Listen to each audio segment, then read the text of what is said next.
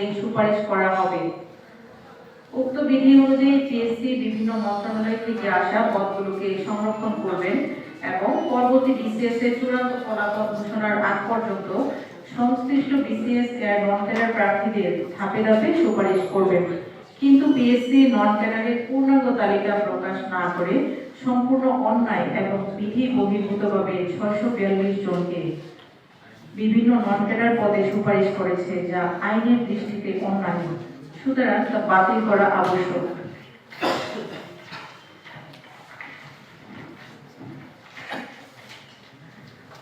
নোটিশকারীর পক্ষে আইনজীবী ব্যারিস্টার মোহাম্মদ হুমায়ুন কবির বলেন, নন ক্যাডার প্রার্থীদের পূর্ণাঙ্গ তালিকা প্রকাশ না করা এবং ফলাফল প্রকাশের আগেই নন ক্যাডার প্রার্থীদের পছন্দক্রমে আহ্বান করা সংশ্লিষ্ট নন ক্যাডার নিয়োগ বিধিমালার সুস্পষ্ট লঙ্ঘন।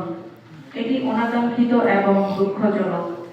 দীর্ঘ প্রক্রিয়া শেষে মেধাবী হাজার হাজার উত্তীর্ণ চাকরি প্রার্থীদের বিষয়টি স্বচ্ছ প্রতিক্রিয়ায় সম্পন্ন করা পিএসসির সাংবিধানিক দায়িত্ব।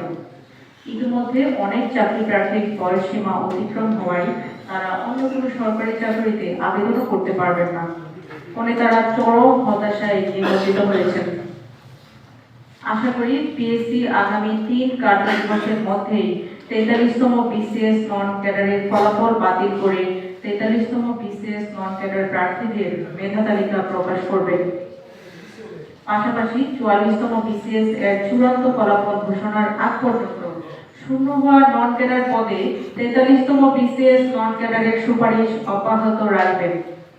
এর ব্যত্যয় হলে নোটিশকারীদের পক্ষে দ্রুতই উপযুক্ত আদালতে ন্যায় বিচার চেয়ে আবেদন করা হবে। পরিশেষে বলা যায় যে সদ্য প্রকাশিত 43তম বিসিএস এর নন ক্যাডার বিজ্ঞপ্তি ও সুপারিশ বাতিল।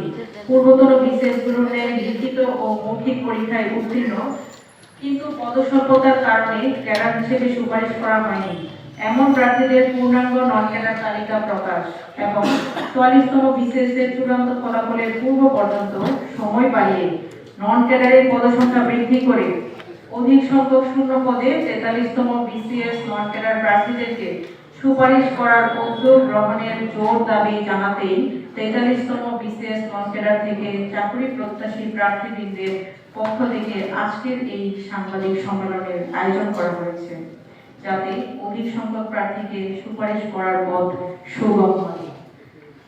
পরিশেষে আজকের এই সংবাদ সম্মেলনে উপস্থিত প্রিন্ট ও ইলেকট্রনিক মিডিয়ার সকল সাংবাদিকবৃন্দের প্রতি আমাদের বিনীত অনুরোধ থাকবে, আপনারা পূর্বেই নেই এবারও আমাদের এই ন্যায়সঙ্গত দাবিগুলোকে মাননীয় প্রধানমন্ত্রী, বিপিএসসির সম্মানিত চেয়ারম্যান মহোদয় ও বিজ্ঞ সদস্য মহোদয়, জনপ্রশাসন মন্ত্রণালয় সহ গণপ্রজাতন্ত্রী বাংলাদেশ সরকারের সংশ্লিষ্ট কর্তৃপক্ষ ও দেশবাসীর নিকট উপস্থাপনের উদ্যোগ নেবেন, কেননা আপনারা জাতির বিবেকস্বরূপ।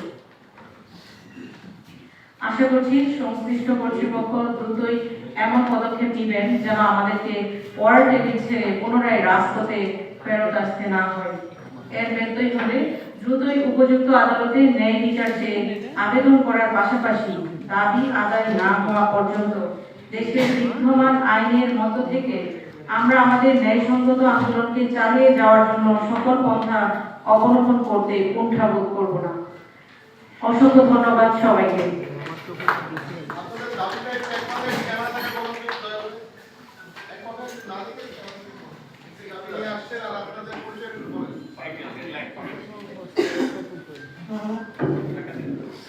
যে বলবেন